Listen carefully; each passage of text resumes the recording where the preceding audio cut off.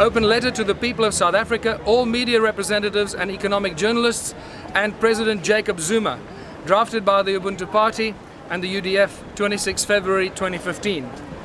To all those who have been elected into positions to serve the people of South Africa. South Africa belongs to its people. It does not belong to the government or any other corporation that has laid claim to it. You have deceived the people and cast every South African into a never-ending spiral of debt slavery. The South African Reserve Bank, SARB, was established by statute on 30 June 1921 as a private corporation, partly in response to loss of gold reserves as a result of the devaluation of British sterling, but primarily to set up a central bank which would place South Africa under the direct control of the international bankers headed by the Rothschild Empire. At a conference held in Genoa from 10 April to 19 May 1922, it was decreed by Montague Norman, Governor of the Bank of England, that each nation would be obliged to set up a central bank which would operate independently of their ministries of finance. There are now 155 of these central banks, of which 60 are members of the Bank for International Settlements, located in Basel, Switzerland, South African Reserve Bank being one of those. South African Reserve Bank states that its primary purpose is to achieve and maintain price stability in the interest of balanced and sustainable economic growth. It has achieved neither of these objectives throughout its existence, and that's nearly 100 years, and never will under the prevailing paradigm. Since 1921, the Rand has lost 99.6% of its value, and there have been 18 recessions and 2 depressions. The flaw in this patently broken system lies in the fact that our means of exchange, the money supply, with the exception of banknotes, which account for only 6%, are created out of thin air as an interest-bearing debt. Let me repeat, our money is created out of thin air. Yes, banks, which are all private corporations with profit as their main objective, have been granted the exclusive right to create money out of thin air, charging compound interest and enslaving all our people in debt for life. When anyone receives a home loan from a bank, the money is not transferred from someone else's savings account or from some magical vault full of money in a secret place, but it is credited to the homeowner's account or to the borrower's account with a simple bookkeeping entry, with the bank making a fictitious deposit to itself in order to balance its books. The defects in this fraudulent transactions are: interest is charged on this money created out of nothing. 2, the money required to pay the interest can only come from the existing money supply, and this is the cause of money losing its value, causing inflation, and additional money has to be created, which is not used to exchange goods and services. And 3, when the money is repaid, the loan is cancelled and causes the money supply to shrink. Thus, there is no stable and permanent supply of money.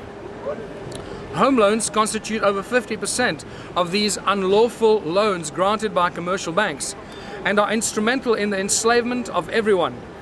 Currently, homeowners pay about half of their after-tax income on interest, which is 70%, and capital repayment, which is 30%.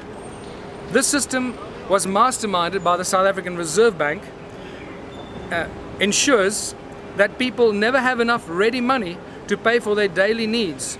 They have to work like slaves to pay the interest and are therefore unable to advance their standard of living to an acceptable level. When we evaluate this situation critically, it becomes evident that the South African Reserve Bank is nothing more than an organized crime syndicate posing as a reputable corporation that has imposed itself onto the people of South Africa, using our government as the channel to enslave us all and the judiciary to protect itself with protection clauses in our legal system that prevent anyone from successfully suing them. The South African Reserve Bank dictates the financial and economic policy to our government, controls the flow of all our money in and out of the country, controls the foreign exchange, and has caused unimaginable harm to millions of South Africans with a draconian, exploitative, and monopolistic control. This is pure economic slavery, and the South African Reserve Bank has blood on their hands by indirectly causing the deaths of thousands, if not millions of people because of the financial and economic hardship it has brought onto the people.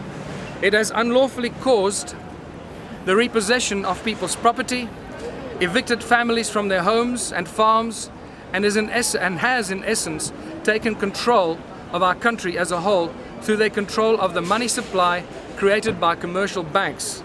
The people of South Africa will never be able to own their country as long as the privately owned South African Reserve Bank is in charge of our economic policy and supply of our money. Its directors must be held accountable and prosecuted under the Constitution, which clearly states that slavery of any kind is prohibited. The solution for this unlawful exploitation of our people is simple. We demand an immediate establishment of a people's bank to create money for the people, by the people, tax-free and interest-free, to create the money supply out of nothing, just like the private banks do, and then use this newly created money to pay for everything in the country that we need, government salaries and pensions, and issue zero-interest bonds which can be lent for capital expenditure purposes to state entities such as Eskom and Spurnet.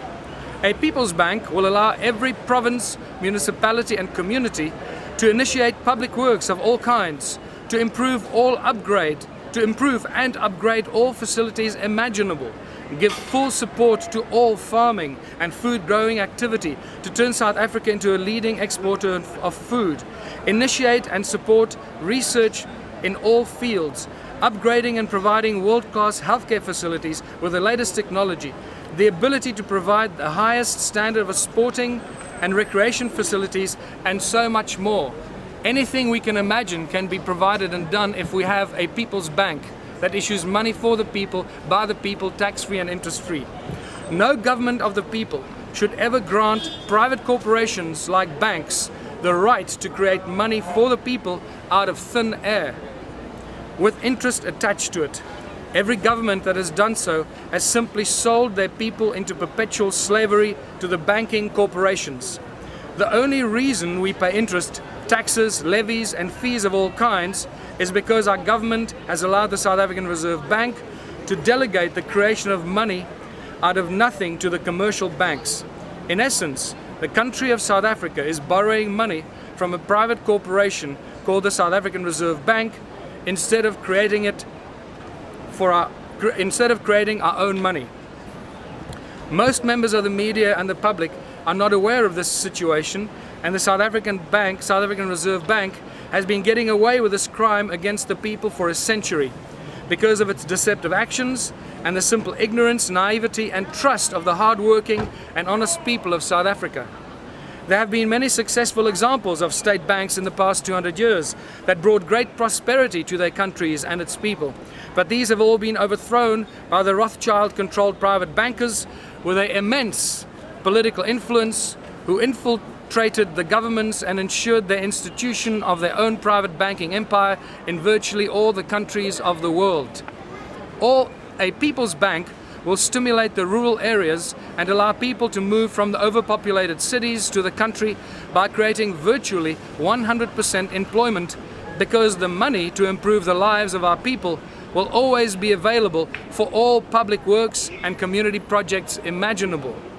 There will be no inflation, no taxes, no interest, and no fees or levies of any kind, because we, the people, will issue our own money. The people and their appointed government will become the masters of their own economy, liberating us from the clutches of private banks with profit and control as their primary objective. We cannot solve our problems by using the same kind of thinking that created the problems. Neither can we solve our economic woes by using the same tools that caused the problems. Private banks are the problem. Any politician or economist who claims that they will solve our economic problems by using the same tools that created them are either lying to us or are simply ignorant to the facts. Neither of these is suitable to rule or govern the people. By instituting a People's Bank and returning the control of the money supply to the people, we can create prosperity and abundance beyond our wildest dreams and ensure that everyone is able to live a joyful and prosperous life. South Africa belongs to its people. The government and our leaders have been appointed as the servants of the people, to serve the people, not to enslave us in debt to private banking corporations. The right to create money for the people should always lie with the people, And the people demand a people's bank. In pure truth, Michael Tellinger. I hope that makes sense.